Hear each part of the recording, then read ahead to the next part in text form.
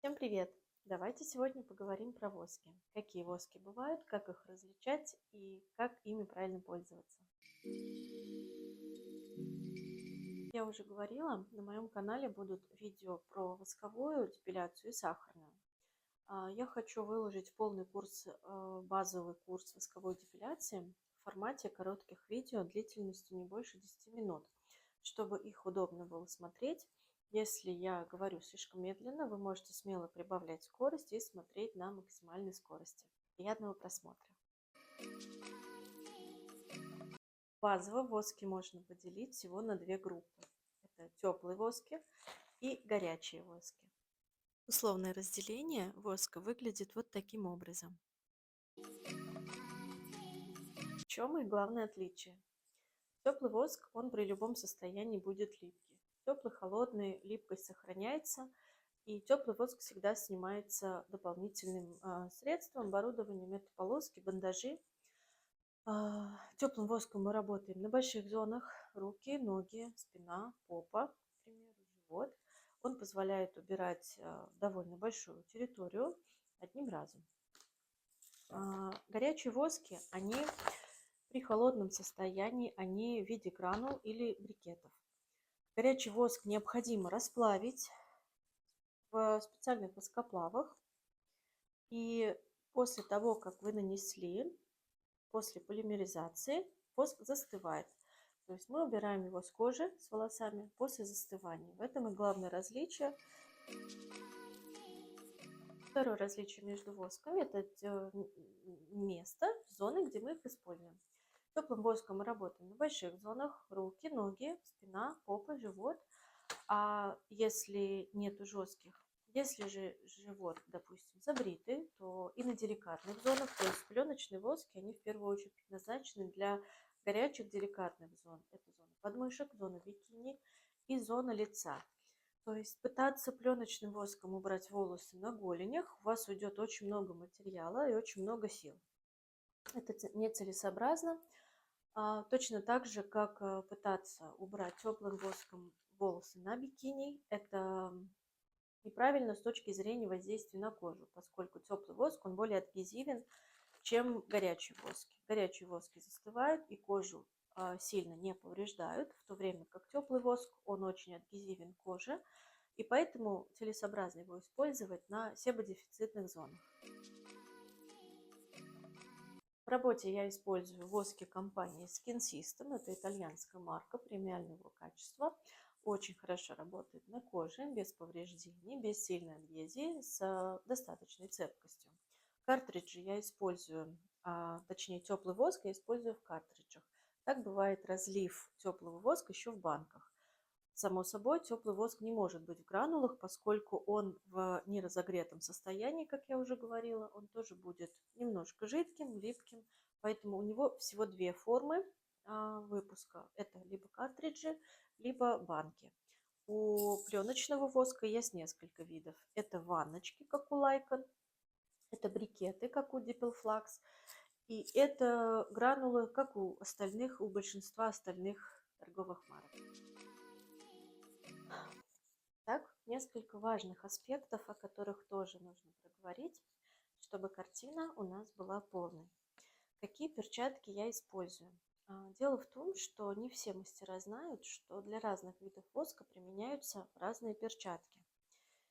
Все вы знаете, что есть нитриловые перчатки и есть виниловые перчатки, которые почему-то мало кто использует при работе с теплым воском. Все дело в том, что нитриловые перчатки, они садятся очень плотно в нашу ручку, если вы правильно подобрали размер. Я пользуюсь размером XS. И вот для восковой депиляции на деликатных зонах, на лице, на подмышках, на бикини, это оптимальный момент.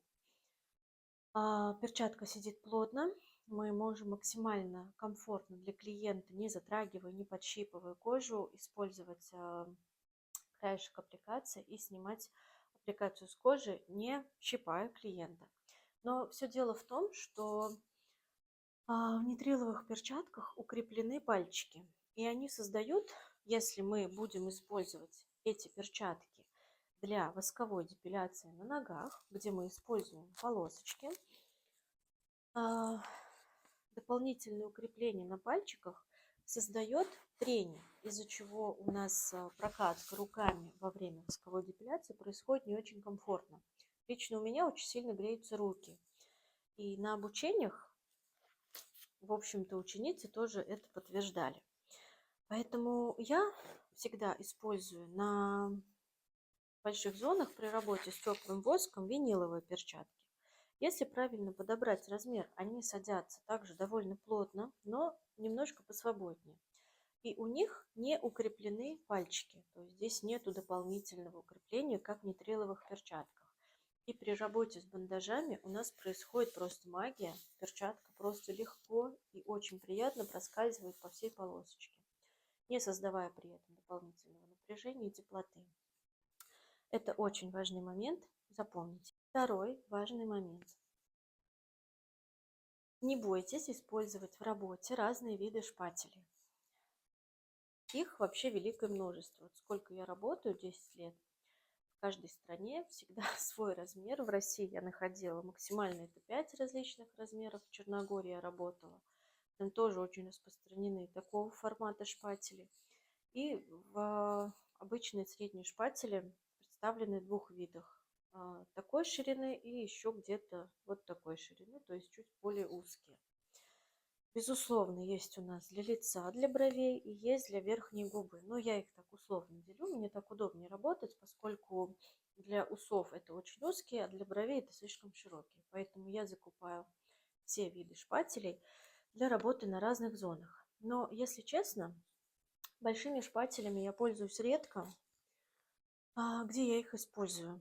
Только если клиентка ходит ко мне регулярно и волосы на лобке растут не очень густо и уже с большими проплешинами. Я могу взять большой шпатель. На самом деле я работаю чаще всего обычными средними шпателями. Есть у меня еще для губы, для зоны половых губ. Смотрите, они чуть более узкие, и работать ими немножко удобнее. Обратите тоже на это внимание.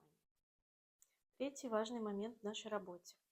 Дело в том, что на рынке сейчас представлено великое множество различных восков, различных марок, плотностей, состава и так далее. Как среди этого множества выбрать оптимальный для себя материал?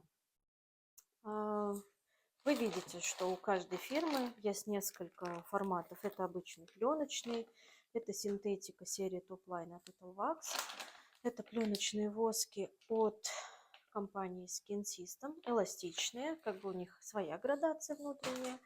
Но на самом деле выбор воска зависит только от вас, от вашей скорости, от вашей руки, от давления, которое вы оказываете, как сильно вы используете шпатель, руку. То есть кто-то совсем по поверхности работает, кто-то чуть больше вдавливает. Поэтому единственный выход, как подобрать оптимальный воск, это пробовать. Пробовать различные воски. Начинать обязательно рекомендую с компании Nichols, Skin System и Italwax. Хотя Italwax качество мне не очень нравится, но если вы новичок, то вам очень зайдет, например, воск белый шоколад. Вот эта фирма мне не понравилась.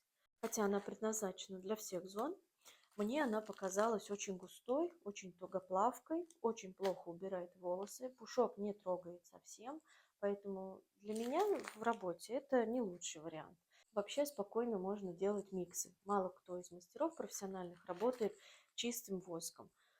Хотя воски Nichols я все-таки работала, наверное, в чистом виде, потому что они самодостаточные, и манго, и маракуйя. А вот другие воски я чаще всего мешаю. К примеру, здесь у меня подмешан воск от Skin System белый и розовый. Розовый довольно плотный, поэтому я слегка разбавляю его белым воском. Белые чуть менее тугоплавки, и в целом для клиенток после бритвы, кто приходит, вот этот микс самый оптимальный. Я чаще всего держу 2 или 3 воскоплава. Один для тех, кто приходит с жесткими волосами, или где нужно подобрать жесткие плотные волосы на слизистые, то есть это более плотный вариант. Здесь больше будет диоксид титана. И второй вариант, который я использую, это для регулярных клиенток. Здесь микс восков, который позволяет растянуть воски на большую зону, на большую территорию. То есть сделать аппликацию чуть больше. Для тех, кто ходит регулярно, здесь воск не подмешан, это пока еще такой рабочий вариант. Они еще немножко поплавятся, я их перемешаю, и микс будет готов к работе.